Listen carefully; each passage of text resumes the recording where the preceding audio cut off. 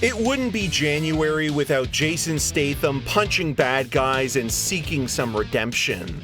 Living in seclusion, Statham plays former Royal Marine Michael Mason, spending his introspective days self-medicating with a bottle of vodka on a remote Scottish island where an old lighthouse still stands.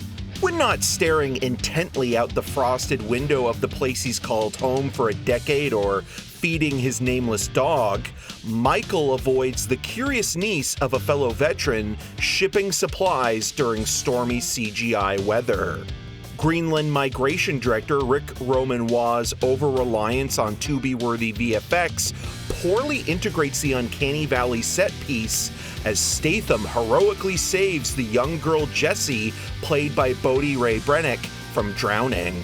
You can start the orphan maker jokes now because anytime the action star crosses paths with a single parent, it doesn't end well for the adult. Thank goodness for a less sluggish second act, which creates the contrived bond that might have otherwise caused cabin fever. A controversial surveillance system, Thea, puts sacrificial spy master Bill Nighy covertly in charge of tying up loose ends when the sophisticated software spots Statham on the mainland, buying antibiotics and clothing for the recovering Brennick. The two men have history dating back to when the off-the-books program Black Kites eventually led to adversarial division. Once forced out of hiding, screenwriter Ward Perry cataclysmically pits Statham against operatives leading toward the big bad.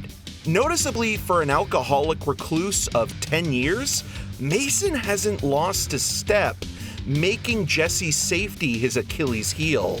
The Meg features a similar comparison. Statham's character is ravaged by drinking, yet appears to have trained for the Olympics. Nitpicky observations in suspension of disbelief productions are usually disregarded.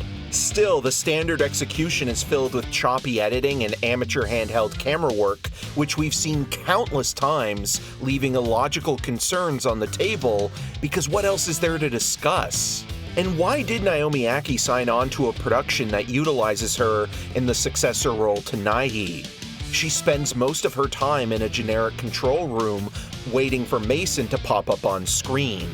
While having both Gerard Butler and Jason Statham flicks open in the first month of a new year has to be an achievement. When are the kings of the first quarter going to collaborate?